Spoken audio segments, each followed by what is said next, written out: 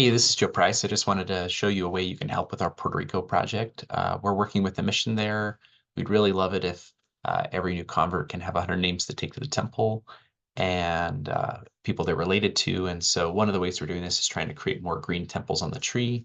We're doing that by growing the tree, but we're also doing that by taking people that are already on the tree and adding in the information they need to be eligible for temple work. So let me show you how this works. So we're working with Family Search on this, and they've helped us identify people in Puerto Rico that are missing some of the information they need to have their temple work done. So you can see right here, it's a yellow temple. And if I click here, it just says needs more information. The most common thing, just look at the birth, and you'll see they have a birth year, but not a birthplace. You need to have both a date and a place. In this case, I notice right away that I have a 1920 census hint sitting over here. And so this might actually help us out a lot. So let's just see if it's a match. Okay, so you can see with Jesus lining up really well, Isabella. You can see we've got Genero right here. Here's Vicente. So this is actually looking pretty good. This looks to me like a match, and this information will give us the piece of information we needed, which was that she was born in Puerto Rico. Okay, and then let's see. Looks like we also have a spouse and a daughter sitting right here. I'm just curious. Let's just look and see. It's married to the other son. Let's check. Okay, that's cool.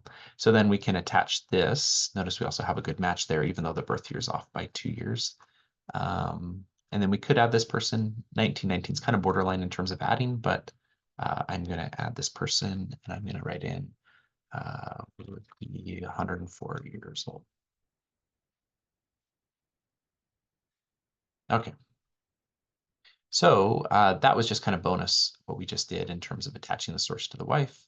But if we go back to our focus person, we will now put in the information that is necessary. Now, one nice thing, now that we've attached that source, if you come here, it'll tell you all the sources that include birth information. And so if you had forgotten, what the information was, but notice now that I put that in there, that this person, Vicenta, is now a green temple. Now you're welcome to do other things here. It looks like she has a duplicate husband, and that's pretty easy to fix. But I'll kind of, that's kind of for a different video, but feel free to then do other cleaning on this person. But then we would just put a 1. And a 1 just means you tried. So even if you're unsuccessful, then you can do that. And one thing I do like is I like to open several at once. So I don't have to wait for them to open. So I highlight and hit Alt Enter, and then I just work my way backwards. So this will also let us look at some different cases of why the kind of information people are missing. So you can see here, it just says non-standardized place, even though I have a place Puerto Rico. This one's pretty easy. You just click on the pencil, just click on Puerto Rico, and standardize it. And that's really all it needs.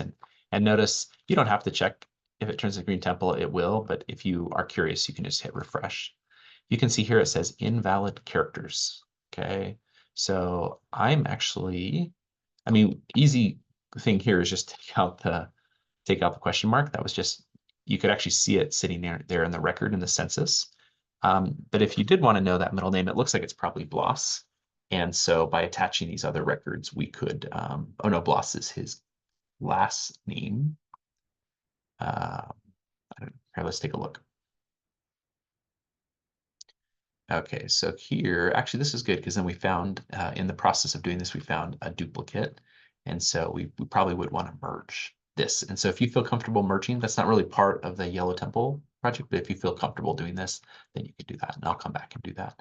Let's see, this one was already edited, and actually we'll be trying to pull these out, but you can actually, if you look at the change history, you'll see that actually an edit was made by the US Census Project in which we standardized the name. So some of this stuff we'll be doing automatically.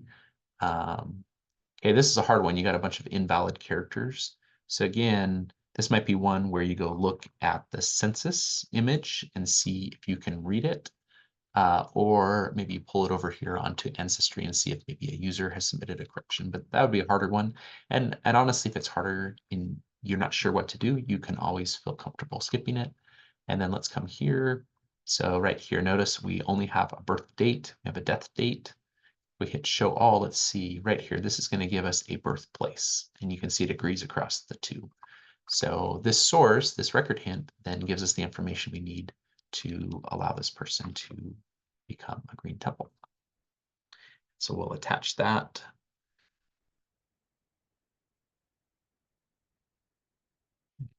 Just hit person, and I will drop that in right here.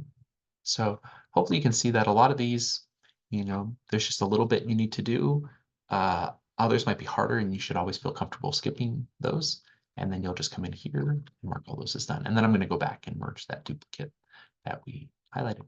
And then if you want, you can do more. I would just, check out another batch. And then here's kind of a cool trick is if you pull this away, you can close all those windows at once. And that allows you then to just open up another set. And just really quick, we can just look through some, like just a few more examples, just so you can kind of see some of the situations you'll run into.